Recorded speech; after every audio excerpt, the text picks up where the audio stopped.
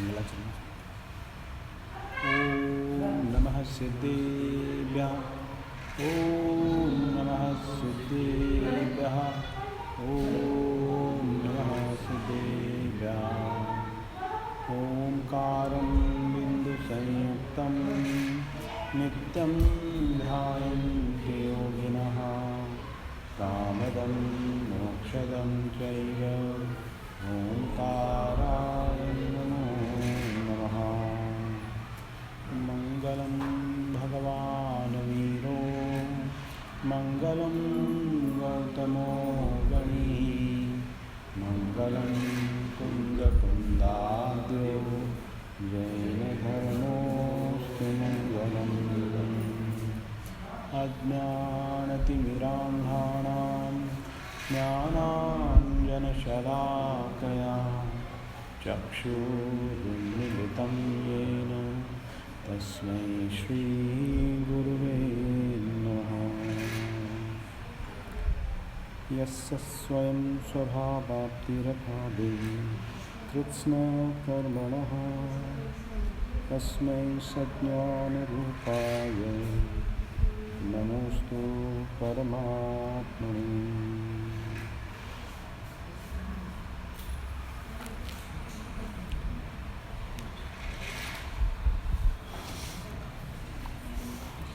यहाँ पे हम सभी को श्री इष्टोपदेश जी ग्रंथ के स्वाध्याय करने का सौभाग्य मिल रहा है।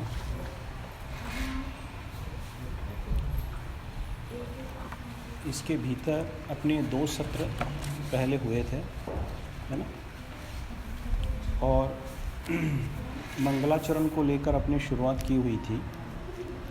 और पिछले सत्र में अपन ने ये जाना था कि मंगलाचरण क्यों किया जाता है, मंगलाचरण के जो हेतु हैं आगम के भीतर बताए हुए, वो हेतु क्या है ना, और उसके साथ में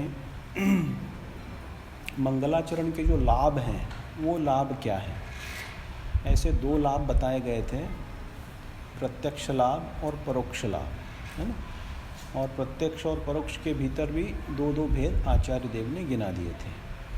तो इस सारे कारणों से अपने यहाँ पे परिपाटी ये है कि शास्त्र के पहले मंगलाचरण इसीलिए किया जाता है ना। तो मंगलाचरण का ये जो बैकग्राउंड है, पार्श्वभूमि है, वो अपन समझ के आए थे, है। तो देखिए आज जो है अपन इस ग्रंथ का जो मंगलाचरण है उसका अर्थ समझने का प्रयास करते हैं अपन, है ना। तो पहली कारिका है, तो इसके भीतर क्या कहा आचार्य देव ने मंगलाचरण के रूप में, यस्य स्वयं स्वभावाप्तिर्भावे कृत्स्न कर्मणः तस्मै सज्ञान रूपाय नमोस्तु परमात्मने। इसका शब्दार्थ भी अपन ने थोड़ा देख लिया था पिछले समय, लेकिन अब मंगलाचरण क्यों करते हैं इसके ऊपर अपन ने सारा समय बिताया था।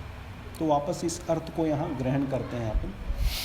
तो क्या अर्थ है, यस्य जिनको, क्या, कृत्स्न कर्मणः संपूर्ण कर्मों के अभाव के कारण,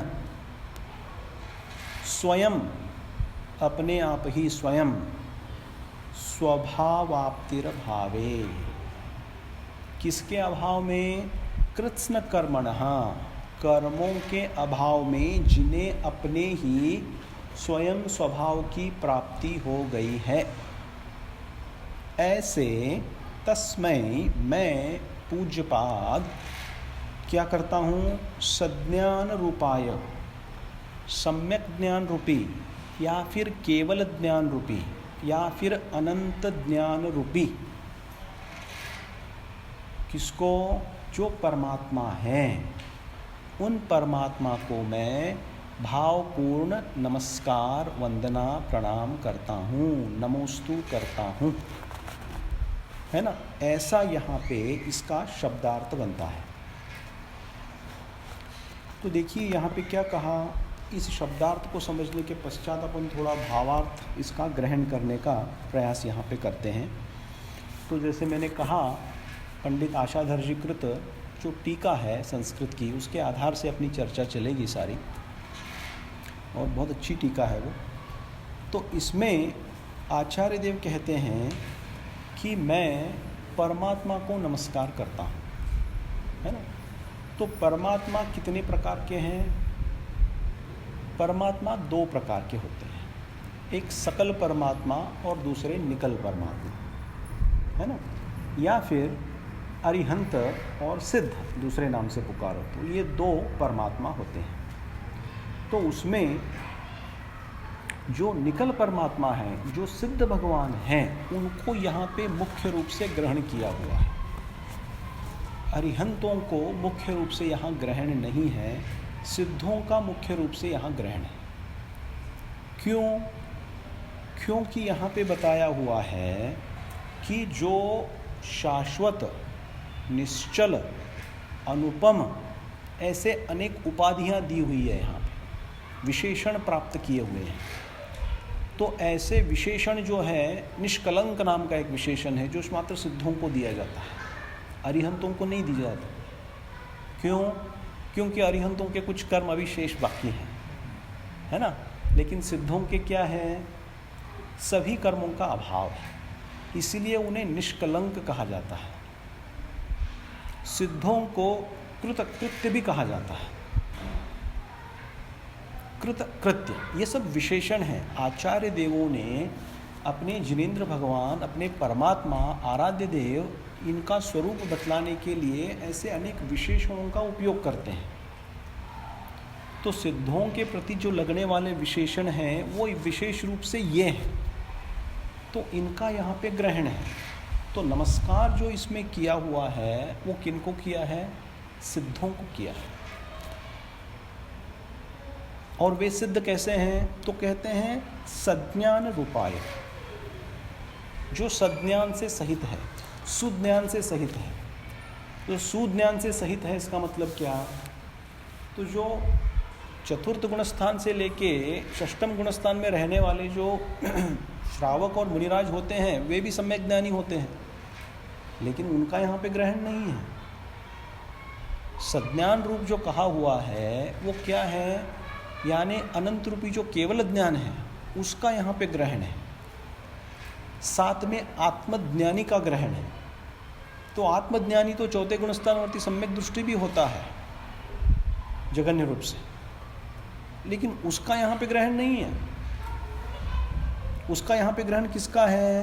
तो कहते हैं सम्यक सकलार्थ साक्षात्कारित्वादित्य सूक्ष्मत्वादि नामपि, यानी किसको कहते हैं? सज्ञान रूप, सम्यक ज्ञान रूप या फिर आत्मज्ञान रूप, कि जिन्हें संपूर्ण ज्ञान की प्राप्ति हो गई है, जिनके ज्ञान में अब अज्ञान का कोई प्रादुर्भाव नहीं है या फिर अज्ञान का पूरा अभाव हो चुका है। तो ऐसा ज्ञान कौन सा है? 5 ज्ञानों में अपने यहाँ 5 ज्ञान बता, वैसे 8 ज्ञान है टोटल ज्ञान जो बताए हैं आगम के भीतर, 8 ज्ञान बताए हैं द्रव्य संग्रह के भीतर। उसमें 5 ज्ञान जो होते हैं वो सुज्ञान कहे हैं, सम्यक ज्ञान कहे हैं, और 3 ज्ञान जो है उन्हें विभंग ज्ञान कहा हुआ। ऐसे 8 ज्ञान होते हैं, है ना। तो विभंग ज्ञान की यहाँ चर्चा नहीं है, अभी सम्यक ज्ञान की चर्चा है। तो सम्यक ज्ञान भी क्या है? देखो, मति श्रुत अवधि मनत पर्याय केवल, सभी को सम्यक ज्ञान कहा हुआ है। मति ज्ञान का क्षोभम बहुत कम रहता है। अभी जो अपने पास जो है, जिनके पास भी है मति ज्ञान, श्रुत ज्ञान, उसका क्षोभम बहुत कम है, लेकिन वो होने के बावजूद भी उनको क्या कहा हुआ है? सम्यक ज्ञान कहा हुआ है इसको। और वो भी किसी अपेक्षा से आत्मज्ञानी हैं, लेकिन सज्ञान रूपाए जिनको यहाँ पे कह रहे हैं वे सकल ज्ञान के धारी हैं, क्योंकि इन चारों ज्ञानों के भीतर क्या है? अज्ञान का अभाव अज्ञान का प्रादुर्भाव पाया जाता है। ज्ञान सहित अज्ञान है। क्यों? क्योंकि संपूर्ण ज्ञान अभी प्रकट नहीं हुआ है। हुआ है क्या? नहीं हुआ है। संपूर्ण ज्ञान मात्र सिर्फ परमात्मा को ही प्रकट होता है, और वे 2 ही दशा में खिलता है, 13वें और 14वें गुणस्थान में, गुणस्थान की अपेक्षा से। तो उसके पहले की सारी दशाएं क्या हैं? ज्ञान और अज्ञान रूप दशाएं हैं। अज्ञान रूप दशा किस अपेक्षा से है? केवल ज्ञान की अपेक्षा से अज्ञान की दशा है, मिथ्या ज्ञान की अपेक्षा से अज्ञान नहीं है। क्योंकि इन अपेक्षाओं को अपने को समझना पड़ेगा। जैसे आचार्य देव इन विशेषताओं को खोलते हैं तो किस अपेक्षा से चर्चा होती है उसको समझना पड़ेगा। तो जो मिथ्याज्ञानी होते हैं उनको भी अज्ञानी कहा जाता है। क्यों? क्योंकि वहाँ सम्यक ज्ञान का अभाव है, इसीलिए मिथ्याज्ञानी है, इसीलिए अज्ञानी कहा जाता है। और जिनके पास सम्यक ज्ञान है वो भी अज्ञानी है। किस अपेक्षा से? क्योंकि केवल ज्ञान का अभी उदय नहीं हुआ है, इस अपेक्षा से। लेकिन दोनों में जमीन आसमान का अंतर है कि नहीं? बिल्कुल है। तो इसमें अपने को क्या ग्रहण करना है? सज्ञान रूपी, आत्मज्ञान रूपी, केवल ज्ञान रूपी जो संपूर्ण ज्ञान है, ऐसा ज्ञान जिनको प्राप्त हुआ है उसी का ग्रहण है। क्यों ग्रहण है? शब्द क्या उपयोग किया है यहाँ? परमात्मा कहा हुआ है, तो परमात्मा को सकल ज्ञान की प्राप्ति होगी ना। सकल द्रव्यते गुण अनंत पर जाए अनंता, जाने एक एक काल प्रकट केवली भगवंता। कैसा है ये ज्ञान? ये संपूर्ण पदार्थों को संपूर्ण पर्याय सहित युगपत एक साथ जानने वाला ज्ञान है। इसीलिए उस ज्ञान का ग्रहण यहाँ आत्मज्ञान रूप, यानी सम्यक ज्ञान रूप, यानी अनंत केवल ज्ञान रूप, ऐसे अनेक भंग बन जाते हैं यहाँ इस अर्थ के। और वो अर्थ इसीलिए घटित होता है क्योंकि अंत में परमात्मा ने शब्द उपयोग किया। परमात्मा की बात कर रहे हैं, परमात्मा की बात कर रहे हैं ना, परमात्मा की बात कर रहे हैं, मतलब किसकी ज्ञान की बात कर रहे हैं? केवल ज्ञान, संपूर्ण ज्ञान, जहाँ अज्ञान का श्लेष मात्र भी कोई भी बिंदु नहीं है। अज्ञान का संपूर्ण जहाँ अभाव हो चुका है और जहाँ मात्र ज्ञान प्रकटा हुआ है, ज्ञान, संपूर्ण ज्ञान, ऐसे ज्ञान की यहाँ बात कर रहे हैं। अब इसके भीतर में साथ में क्या कहा कि ऐसा ज्ञान कहाँ प्रकट होता है? तो 13वें-14वें गुण स्थान में प्रकट होता है केवल ज्ञान की अपेक्षा से, है ना। तो इसके लिए क्या करना पड़ेगा फिर? ऐसी उपाधि किनको प्राप्त होती है? तो यहाँ पे इसके भीतर कहा जो निर्मल हैं, चिद्रूप हैं, निष्कलंक हैं। निष्कलंक का अर्थ क्या होता है? कलंक रहित। कलंक का यहाँ अर्थ क्या लेना है? कलंक का अर्थ होता है कर्म की उपाधि, यानी कर्म का प्रादुर्भाव। अब कर्मों का प्रादुर्भाव 13वें गुणस्थानवर्ती सहयोग केवली को भी है, हालांकि वो कोई इफेक्ट नहीं करता है, लेकिन यहाँ निष्कलंक की उपाधि है, इसीलिए सिद्ध परमेष्टि को लगती है। तो इसीलिए कहा कि ऐसी अवस्था जब प्राप्त होती है तो कब होती है? तो संपूर्ण घातिया और अघातिया, ऐसे दो कर्म है ना मुख्य रूप से, जो कर्मों का विभाजन किया जाता है अष्ट कर्मों का, तो हम क्या कहते हैं? 4 घातिया कर्म हैं और 4 अघातिया कर्म हैं।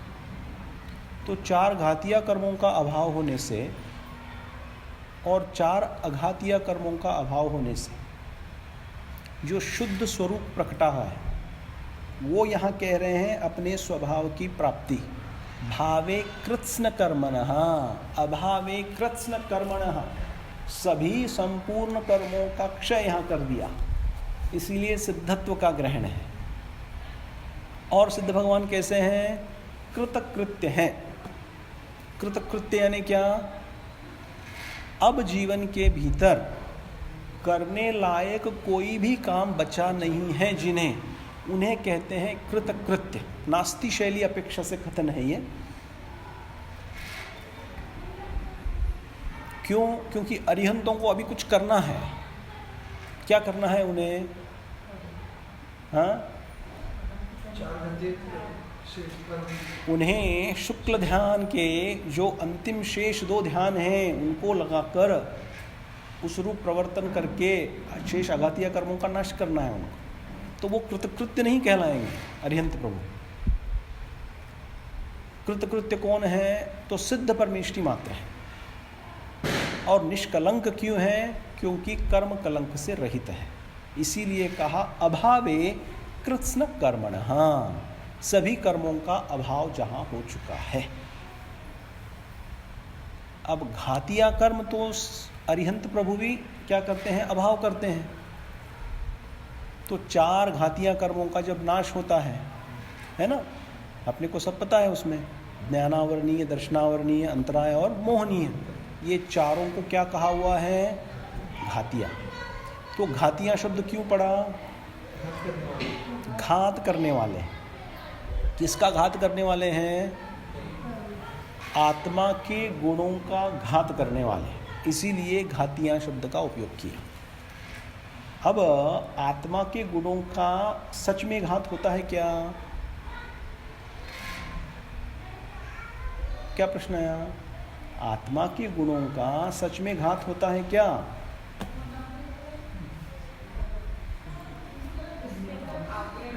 सर्वद्रव्यावस्थित रूपाणी करके एक सूत्र आता है ना पंचम अध्याय में, तत्वार्थ सूत्र जी के भीतर, क्या उसका अर्थ है?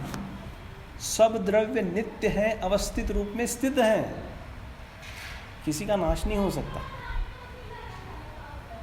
पर्याय का नाश जरूर होता है।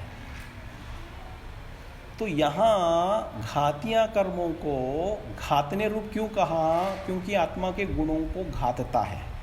घातता है मतलब नष्ट नहीं करता है, सिर्फ आवरण डालता है। क्योंकि अगर गुण अगर खत्म हो गए, गुण अगर नष्ट हो गए, तो सिद्धांत में बहुत बड़ी बाधा उत्पन्न हो जाएगी। सिद्धांत के भीतर जैन आगम में जो सिद्धांत बताया है, प्ररूपित किया है, उसमें बहुत बड़ी बाधा उत्पन्न होगी। और क्या है वो बाधा? कि अगर गुण नहीं रहे तो द्रव्य का ही नाश होगा। और द्रव्य कैसा है? सद्द्रव्य लक्षणम, तत्वार्थ सूत्र। हमेशा द्रव्य सत्रूप ही रहता है, उसका कभी नाश नहीं होता। यानी क्या? गुणों का भी कभी त्रिकाल में नाश नहीं होता। गुण हमेशा से त्रैकालिक रूप से विद्यमान थे, विद्यमान है और आगे भी विद्यमान हमेशा ही रहेंगे। ये सूत्र है, ये सिद्धांत है। तो समझाने के लिए ये कहा जाता है कि आत्मा के गुणों को जो घातता है सो घातिया कर्म है। लेकिन वो यथार्थ रूप से घात नहीं कर सकता, सिर्फ आवरण डाल सकता है। तो जिस आवरण को उन्होंने हटाया है, इसीलिए 4 अघाती कर्मों का नाश करने से कौन से गुण की प्राप्ति होती है? अनंत चतुष्टय।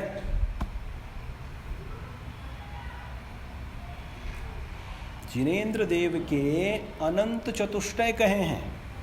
तो अनंत चतुष्टय प्रकट कब होता है? तो क्रमशः पहले मोहनीय, ज्ञानावरणीय, दर्शनावरणीय, अंतराय, इन सभी कर्मों का क्षय होने के पश्चात ही अनंत चतुष्टय रूपी गुण प्रकट होते हैं।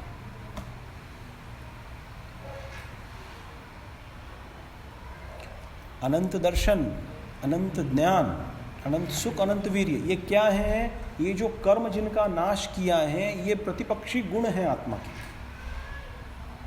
स्वभाव है, सो ये प्रकट हो गए।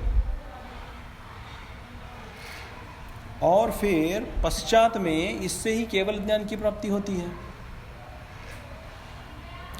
इनके घातिया कर्मों के निमित्त से क्या उत्पन्न होता है? अनंत चतुष्टय रूपी गुण प्रकट होते हैं।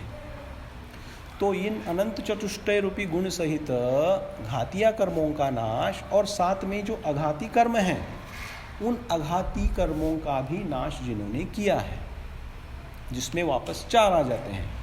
कौन कौन से? साता, नाम, गोत्र और आयु, है ना? 4 है ना? तो लेकिन ये क्या नहीं करते हैं? ये आत्मा के गुणों को घातने की शक्ति इनमें नहीं पाई जाती, आवरण नहीं कर सकते। ये क्या कर सकते हैं, साता क्या कर सकता है, सुख दुख दे सकता है। आयु तो आयु है, जो अपने बांधी है वो है। गोत्र कर्म क्या है, जिस कुल में अपन उत्पन्न हुए हैं वो गोत्र है। और नाम कर्म क्या है, जो अपने को शरीरोपांग जो प्राप्ति हुई है वो नाम कर्म है ना। तो ऐसी व्यवस्था आगम के भीतर अपने यहाँ बनी है। तो इन शेष अघातियाँ कर्मों के भी नाश से क्या हो गए, भगवान परम रूपी अवस्था को प्राप्त हो गए। परमात्मा, परम आत्मा। परम का अर्थ क्या होता है, परम का अर्थ होता है उत्कृष्ट आत्मा। मात्र अरिहंत और सिद्धों को ही लगता है और किन्हीं को नहीं लगता। तो ऐसे सिद्ध प्रभु का यहाँ पे ग्रहण है। आई बात समझ में? हाँ करेक्ट।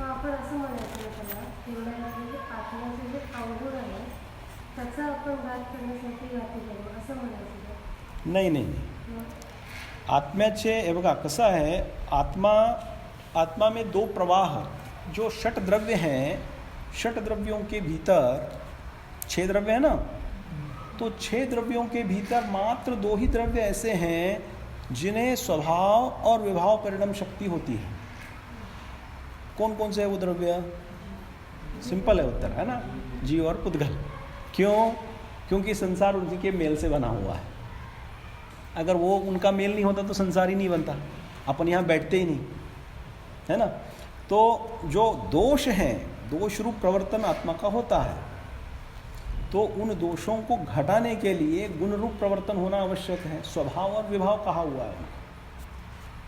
तो अपना जब स्वभाव रूप प्रवर्तन चले तो स्वभाव तो अपना बना ही हुआ है, तो गुण तो हमेशा त्रैकालिक रूप से विद्यमान है, पर उनके ऊपर विभाव की शक्ति प्रकट है। यानी क्या है, कर्मों का आवरण प्रकट है। तो मात्र कर्मों के आवरण को हटाना, कर्मों को आवरण को हटाने को आगम के भीतर अपने आचार्यों ने वगैरह जो शब्दावली का उपयोग किया है वो क्या है, कर्म नष्ट कर दिए। हाँ, त्रैकाल्यम द्रव्य षटकम, ये जो अपना आता है ना तत्वार सूत्र का जो मंगलाचरण क्या है, मोक्ष मार्गस्य नेतारम भेतारम कर्म भूभृताम। कर्म की रूपी पहाड़ी को जिन्होंने नष्ट कर दिया है, नष्ट कर दिया यानी क्या, आत्म प्रदेशों से जिन्होंने उनको अलग कर दिया है। बस इतना ही अर्थ है उसका। मतलब क्या हो गया, मतलब गुण कभी घातते ही नहीं है, गुण तो हमेशा विद्यमान रहेंगे। बस जो निश्चय और व्यवहार रूप रत्नत्रय का पालन करके दोषों का अभाव करना है और गुणों को प्रकट करना है, अपने स्वभाव की प्राप्ति करनी है, ये प्रोसेस है आगम की। इससे अपने को सुख की प्राप्ति होगी। और ये कौन करता है, तो आचार्य देव ने यहाँ कहा स्वयं। स्वयं यानी कौन, आत्मा, स्वयं आत्मा ही। और ये किसी से चीज़ होती नहीं है, बनती नहीं है, स्वयं आत्मा ने ही ऐसा कार्य किया है। ठीक दूसरे शब्दों से अगर इसी को समझाया जाए तो यहाँ पे जो सिद्ध परमेष्टि का ग्रहण है वो कैसा है, तो देखिए जो निष्कलंक हुए हैं, है ना, क्योंकि आगम की भाषा के भीतर उपयोग किए हुए शब्दों का अर्थ अपन ग्रहण करें तो उसके पीछे फिर भाव और वो सब क्या है समझ में आ जाते हैं। तो जैसे कहा घातिया कर्मों का जिन्होंने नाश किया तथा अघातिया कर्मों का जिन्होंने नाश किया, इसी को दूसरे शब्दों के भीतर अध्यात्म ग्रंथों के भीतर क्या कहा जाता है इसको, तो कहते हैं जिन्होंने द्रव्य कर्म, भाव कर्म और नो कर्म, 3 प्रकार के कर्म वापस लिए यहाँ। अब 8 प्रकार के कर्म जो है वो गौण है। 2 प्रकार के समझाने के लिए घातियाँ अघातियाँ कर्मों का जो विभाजन किया, अब वो सब गौण है। अब जो चर्चा चल रही है वो दूसरे अपेक्षा से चल रही है। तो यहाँ पे 3 कर्म बन गए। क्या कहा, जिन्होंने द्रव्य कर्म, भाव कर्म और नो कर्म, इन तीनों का जिन्होंने क्षय किया है वे क्या है? निकल परमात्मा है, सिद्ध भगवान है। तो द्रव्य कर्म में क्या लेना है अपने को? द्रव्य कर्मों के भीतर जो मूल कार्बन वर्गना जो पुद्गल रूप होती है, जो मुख्य इस जीव का शत्रु है, उसको लेना है। ये शरीर जो है, ये शरीर अपना मुख्य शत्रु नहीं है। यद्यपि संसार में रहते हैं, शरीर के बिना हम रह नहीं सकते। इसी को आगम में क्या कहा है? नो कर्म कहा है इसको। क्या कहा है? नो कर्म। ये नो कर्म है। ये नो कर्म मुख्य शत्रु नहीं है। मुख्य शत्रु कौन है? द्रव्य कर्म है। और द्रव्य कर्म की उत्पत्ति कैसे होती है? तो भाव कर्म से होती है। इसीलिए मुख्य रूप से किसका ग्रहण है? द्रव्य कर्म और भाव कर्म। इन दो कर्मों का ग्रहण है, जिन्होंने द्रव्य कर्म को और भाव कर्म को जीत लिया है, नष्ट कर दिया। इसीलिए यहाँ पे क्या कहते हैं, देखिए, निर्मल निश्चल चिद्रूपस्य आप्तर्लब्धि कृतकृत्यतया। अपन ने इन शब्दों का सारा का तीनों का अर्थ देख लिया, चारों का अर्थ देख लिया, राइट। कृतकृत्यपना भी देख लिया। फिर कहते हैं कृत्स्न कर्मणः। कृत्स्न कर्मणः का अर्थ किया है सकलस्य द्रव्य भाव रूपस्य कर्मणः। यानी क्या? द्रव्य कर्म और भाव कर्म, इस रूपी जो कर्म है उनको यहाँ पे ग्रहण किया है कृत्स्न कर्म से। तो भाव कर्म का अपन ने, द्रव्य कर्म को अपन पहले समझते हैं। द्रव्य कर्म क्या है? जो अष्ट कर्म हैं, उन अष्ट कर्मों में जो कार्बन की जो मूल प्राकृतिक पुद्गल की वर्गणा है उसको कहते हैं द्रव्य कर्म। अब ये द्रव्य कर्म अपनी आंखों से दिखता नहीं है, बहुत सूक्ष्म है, बहुत जटिल है।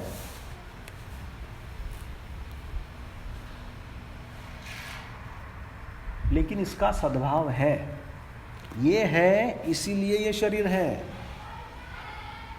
अगर वो छूट जाए, इसमें कोई ताकत नहीं है कि शरीर बन जाए अपने लिए।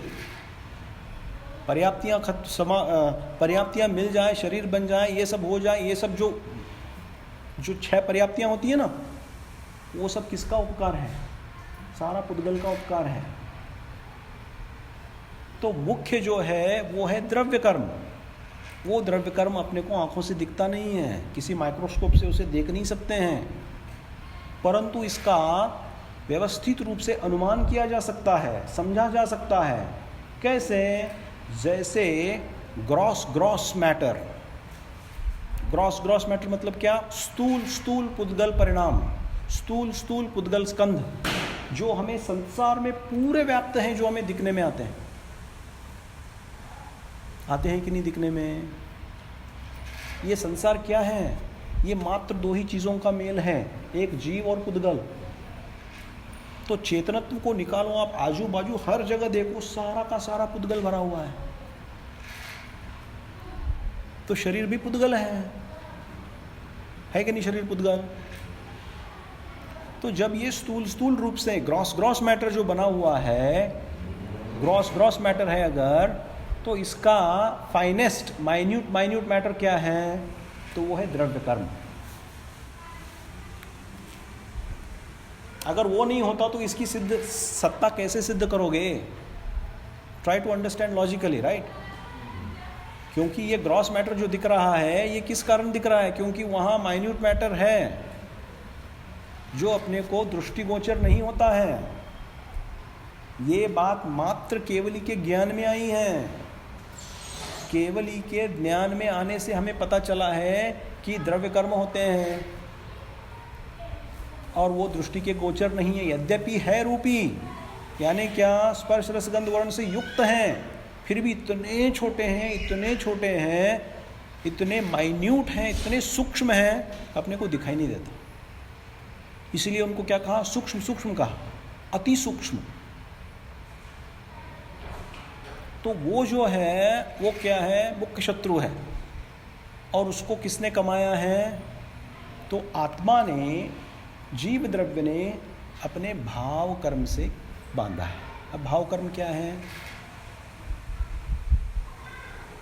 भाव कर्म क्या है और भाव को कर्म क्यों कह रहे हैं? दो शब्द, दो प्रश्न हैं। भाव कर्म क्या है? अपने आत्मा के, अपने जीव के जो विकारी रूप राग द्वेष जो परिणाम है, वो है हमारे भाव कर्म। अब देखो, लेकिन इनको भाव भी कह सकते थे, लेकिन क्या कहा शब्द? भाव कर्म कहा। इनको एक्चुअली ये कर्म है क्या? ये कर्म नहीं है, ये आत्मा की उपयोग रूप अवस्था है जो विभाव भाव में चली जा रही है। जो हमेशा सुबह से उठ के रात तक अपन जो अपना काम करते हैं, दैनंदिन प्रक्रिया करते हैं, दिनचर्या करते हैं, काम में जाते हैं, बिजनेस संभालते हैं, बच्चों को संभालते हैं, काम धाम में लगते हैं, तो ये क्या चल रहा है सब? ये सारे के सारे भाव कर्म चल रहे हैं, अपने विभाव भाव में होने वाले भाव कर्म चल रहे हैं। क्यों? क्योंकि राग द्वेष के बिना होते नहीं है ये। हम बोल नहीं सकते हम रागी नहीं है, द्वेषी नहीं है। 10वें गुणस्थान तक राग नहीं छूटता है भैया। हमारी बात बहुत छोटी है, हम कुछ भी नहीं है। तो ये क्या है? ये भाव कर्म है, ये आत्मा के उपयोग रूप परिणाम है भाव। और ये भाव जो है मुख्य रूप से दो होते हैं, क्योंकि ये सारी चर्चाएं आगे आएंगी ना। एक तो होता है शुद्ध भाव और दूसरा होता है अशुद्ध भाव। भाव दो ही हैं, शुद्ध और अशुद्ध। तो अब अपन संसार में जो जीव हैं, जिन्हें अभी क्या है, 13वें गुणस्थान रूपी अवस्था जिन्हें प्राप्त नहीं है अभी, वे किस भाव में है अभी? सभी अशुद्ध भाव में है सब, शुद्ध भाव में नहीं है। परंतु अशुद्ध भाव में भी फिर वापस दो भेद कर दिए, एक शुभ और एक अशुभ। ये अशुद्ध के भाव हो गए। तो ये सारी की सारी जो राग द्वेष की जो जीव की अवस्था है, वो सारे के सारे उनको बोल दिए भाव कर्म। अब कर्म क्यों बोला इनको? क्योंकि ये कर्म जनित भाव है, इसीलिए कर्म जनित भाव होने के कारण इनको भाव कर्म कहा। कर्म जनित यानी क्या? यानी जब इन भावों की उत्पत्ति होती है तो किसी न किसी कर्म के उदय उदीरना का निमित्त पाकर ये भाव क्या होते हैं? विस्फुरित होते हैं। ये भाव क्या होते हैं? अपने प्रकट होते हैं। तो इन्हें अध्यात्म ग्रंथों के भीतर कैसा भाव कहा है? कर्मज भाव। और एक शब्द कैसे भाव हैं ये? कर्मज भाव। तो आप अगर ये शब्द सुनो कर्मज भाव, मतलब क्या इसका अर्थ लेना कि ये राग द्वेष रूपी भाव कर्म की बात कर रहे हैं और इनको बोल रहे हैं ये कर्मज है, आत्मा के नहीं है। आत्मा के ही हैं, परंतु क्या हुआ है, जो पूर्व में अपन ने कर्म बांधे हुए थे उनके उदय होने के कारण क्या हो गए? ये भाव प्रकट हो गए। अपन रास्ते से चल रहे हैं, कोई व्यक्ति आया, अपना विरोधी है, उसने गाली दे दी, तो हम क्या हो जाते हैं? गुस्सा हो जाते हैं ना, गुस्सा आ जाता है ना।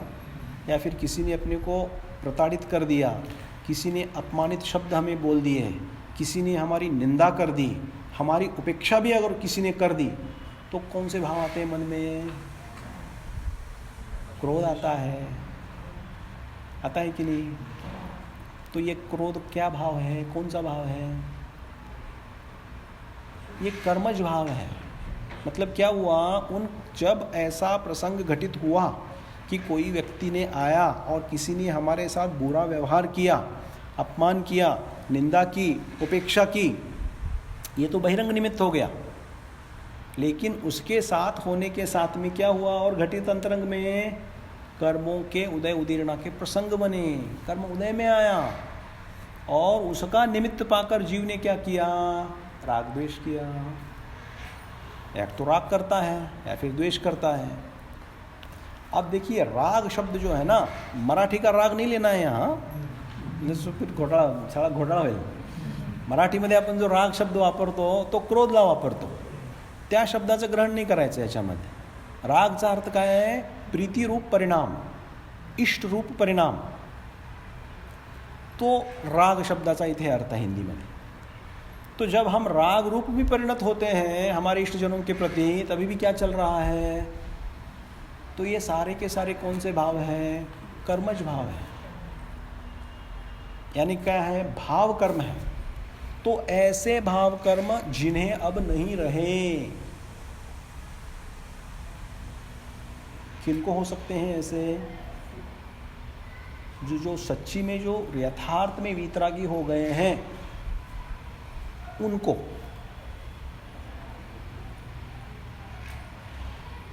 तो जब ऐसी अवस्था प्राप्त होती है तो इन्होंने क्या किया? द्रव्य कर्म का नाश किया, भाव कर्म का नाश किया, और फिर क्या किया? नो कर्म का नाश किया. नो कर्म यानी कौन सा? ये जो शरीर की अपने को प्राप्ति होती है. नरक गति में अपन गए और अगर देव पर्याय में अपन ने जन्म लिया तो अपने को जो शरीर का जो 5 प्रकार है, उस 5 प्रकार के अनुसार अपने को अलग अलग शरीर प्राप्त होते हैं. तो अपने को जो अभी इस अवस्था के भीतर, हम मनुष्य पर्याय के भीतर हैं, हमें जो शरीर प्राप्त है इसको कहते हैं औदारिक शरीर, है ना. तो ये औदारिक शरीर जो है, इसको क्या कहा? इन सारे शरीर को, 5 प्रकार के शरीर को, कार्बन को छोड़ के, क्या है ये सब? ये सब नो कर्म रूप अवस्थाएं हैं, नो कर्म है. तो सिद्धत्व को प्राप्ति हो गई, मतलब क्या हो गया? शरीर का अभाव हो गया ना. सिद्ध भगवान कैसे हैं? अशरीरी हैं सिद्ध भगवान. तो क्या हो गया वहाँ पे? नो कर्म भी क्या हो गए? विलीन हो गए, ध्वस्त हो गए, नो कर्म भी चले गए. इस प्रकार जिन्होंने क्या? द्रव्य कर्म, भाव कर्म और नो कर्म, इन तीनों का जिन्होंने नाश किया है, उन परमात्मा को यहाँ आचार्य पूज्यपाद भगवान भावपूर्वक वंदना और नमोस्तु करते हैं. यही बात समझ में? तो अभी यहीं पे इतना ही रखते हैं. आज 8:45 हो गए. इस अभी देखिए, मैंने कहा था आपको कि जो टीकाकार महोदय हैं उन्होंने इसकी बहुत अच्छी श्रृंखला बनाई है. किसकी श्रृंखला है ये? टीका की श्रृंखला जो बनाई है, एक कड़ी से लेके अगली कड़ी तक.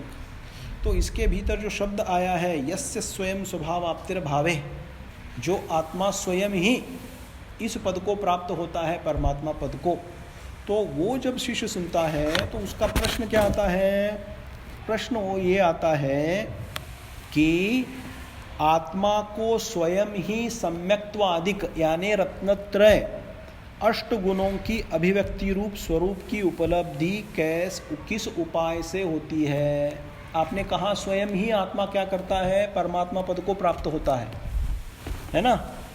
तो स्वयं जब उपाय, जो स्वयं प्राप्त होता है, तो उसका उपाय क्या है? कैसे प्राप्त होता है? क्योंकि लोक के भीतर ऐसा कोई दृष्टांत तो हमने देखा नहीं है जिससे स्वयं ही अपना कार्य हो जाए. क्या कहा? स्वस्वरूप की स्वयं प्रसिद्ध प्राप्ति को सिद्ध करने वाला कोई दृष्टांत नहीं पाया जाता, और बिना दृष्टांत के इस कथन को कैसे ठीक माना जा सकता है? प्रश्न समझ में आया क्या? तो ये प्रश्न पूछा हुआ है. तो इस प्रश्न के उत्तर में जो दूसरी कारिका बनी हुई है, दूसरा श्लोक बना हुआ है. क्या? कि आत्मा ही स्वयं किस प्रकार से परमात्मा बनता है, उसका कारण क्या है, उसमें ऐसी क्या योग्यता है, ऐसा उसको क्या हेतु प्राप्त हो जाता है जिससे वो स्वयं ही परमात्मा बन जाता है. इसका उत्तर जो है वो अपने को दूसरी कारिका के भीतर मिलेगा. तो आज अपन यहीं पे ये स्वाध्याय समाप्त करते हैं, विराम देते हैं. जब अगले समय अपन आएंगे तो यहाँ पे कारिका 2 का अपन स्वाध्याय करते हैं, है ना. जैनम ज्योतिषास्त्र, जैनम ज्योतिषास्त्र.